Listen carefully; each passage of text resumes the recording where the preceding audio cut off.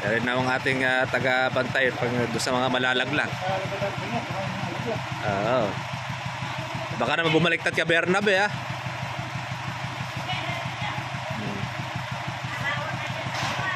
Oo.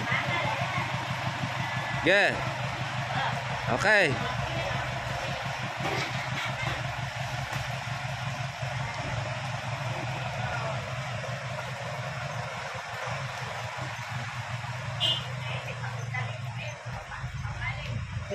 Na ano? 25 kilos. Yeah. Ay, magandang umaga po sa inyo mga ka-trivia at welcome sa aking YouTube channel. Dito po tayo sa farm na Sir Franciel.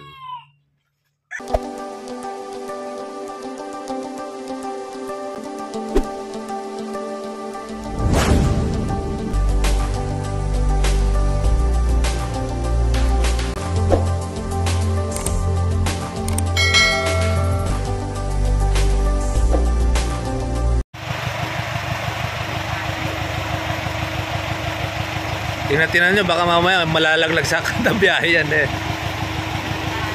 Pagdating doon, ubos na.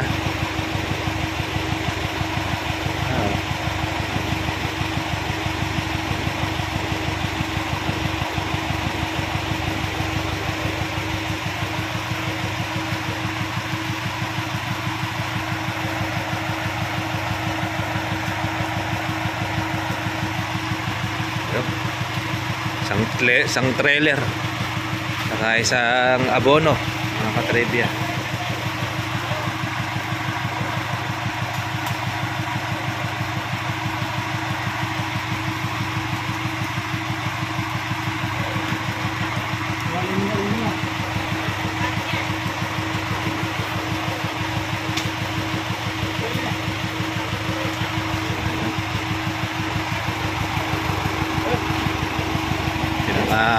Bunga na yan.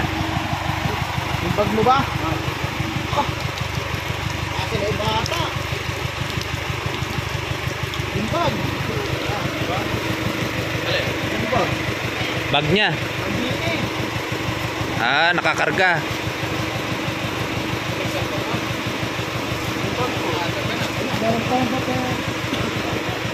Hindi, baka naman nasa taas. Ay, mabababa naman yan. Nandun. Oo, baka nandun, nakalagay. Nagkarahe. Wala ko dito naibabag. Oo.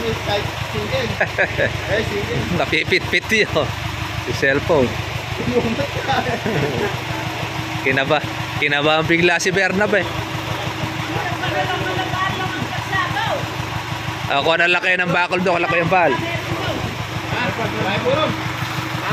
Ayun pala, marami pala sa kanila eh. Bakol. Oo. Hiram na lang kayo muna. Hiram muna kayo. Na. Kanin. Ewan mo na kanin. Kanin, sayang mo na eh. Ay, di padala mo na rin ang pagkanin. Anong kanin? Oo, isupot nyo lang yung kanin. Kumuha ka na ng Bernabe. Isupot mo. Isupot mo lang yung kanin.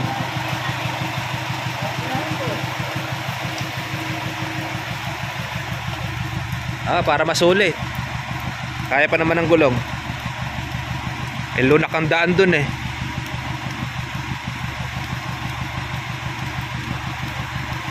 Yan ang importante eh. Yung ganito mga malalaki, ilang halos po pwede makadaan doon sa area na yan. Kaya yun isa sa number 1 na problema po doon ng ating mga farmers. Kaya mangyayari, nag-aarga na po tayo ng sakyan para ma-deliver ito yung ating pong pagtanim. Pangkuha natin to, panghuhulip.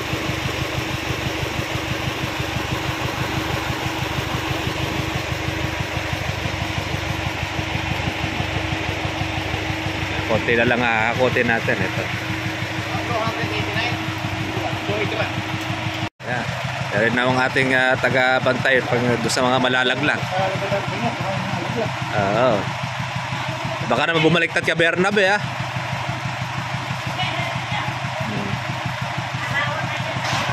Oo.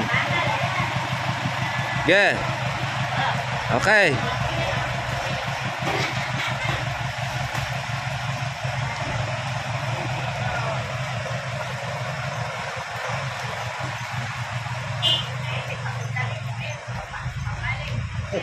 Na ano?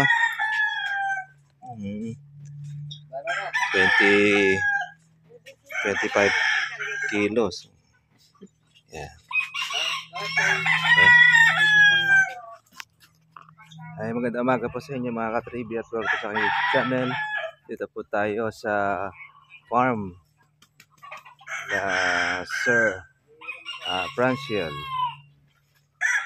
At yung kanila pong kalamansi na sukin na po natin ang organic fertilizer.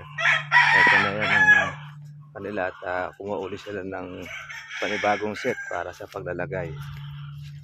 Dahil po palang napitasin pa. Ayan, no?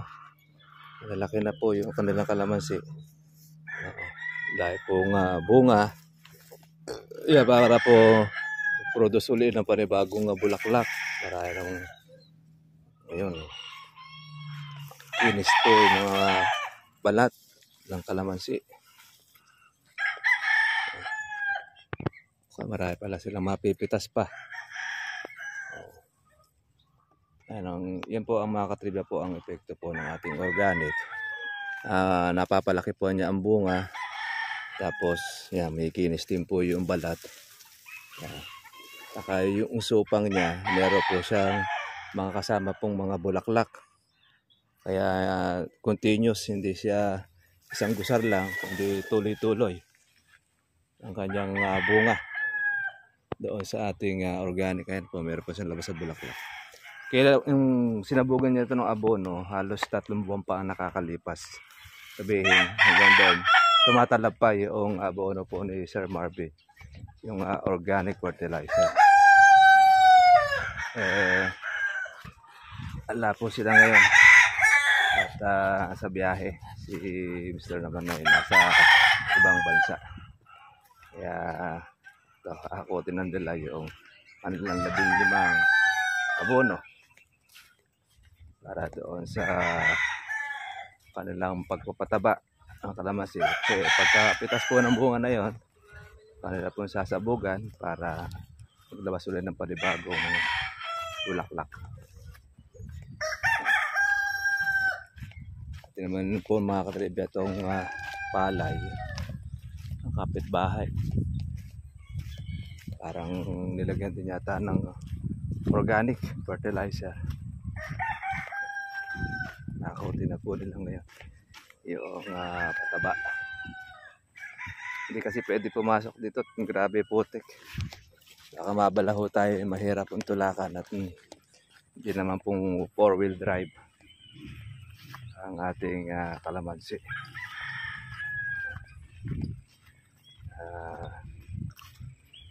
Kaya happy viewing po sa ating mga ka-farmer. Shoutout po natin si Sir Willie. Ayan, nakauwi na po tayo. Maraming salamat po sa inyong pabaong tilapia. Ngayon ay naulam natin. Yun po yung tilapiyang Batangas. Tayo sarap-sarap po nun. Tataba. Kaya di tayo makakalusong ito. Babalaho po ang ating sasakyan dito. Kaya kolong-kolong po ang kanilang magiging panghakot.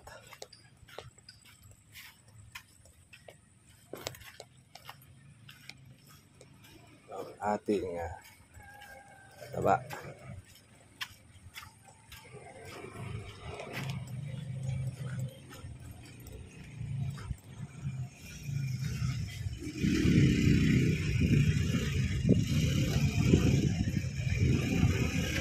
Puno ng patabaya kaya huge, heavy.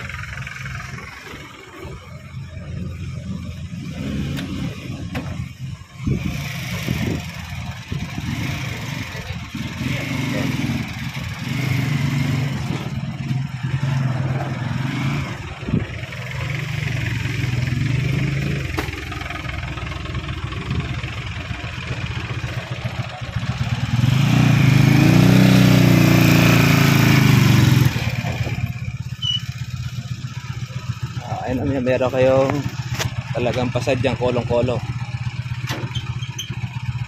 Kano ba ngayon ang kalamansi? Kano na? 450. Yung isa dyan, butas ano? Nasa ibabaw, ingatan mo na lang. Ayan.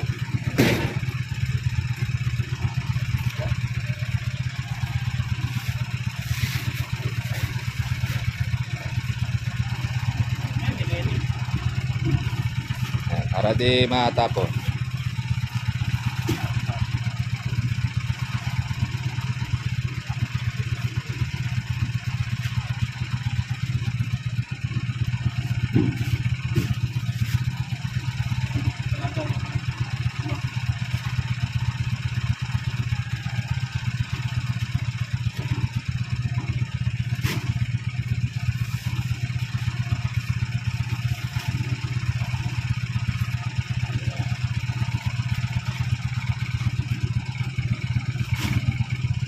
Muna, mabigat kasi yan.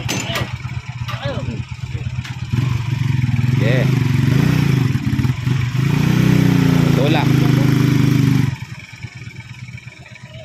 50 kilos kasi mga ka-farmers ko yung pa natin dito.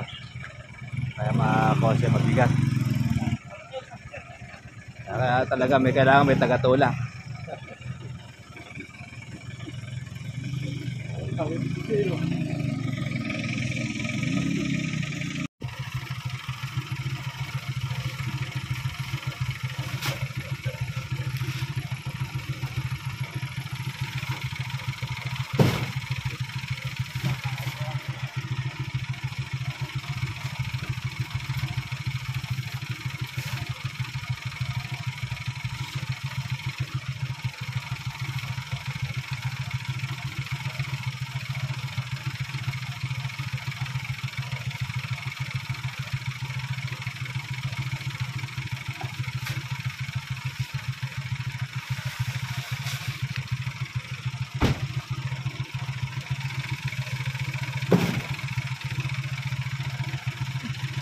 Bigat. Sige, maraming salamat ano. Okay. Okay. Pagka pitas nyo na lang isabog para ron mismong kumain na ng kunya magmulaklak. Dahil pitasin na yung mga bunga eh. Sige, thank you ha. Ayun nga, liga tayo uwi. Bye-bye ha. Kaya na tayo. Sige. Baka may shoutout ka. Ayun, okay, shout out natin yung inyong bossing. Mga ka-farmers, tayo.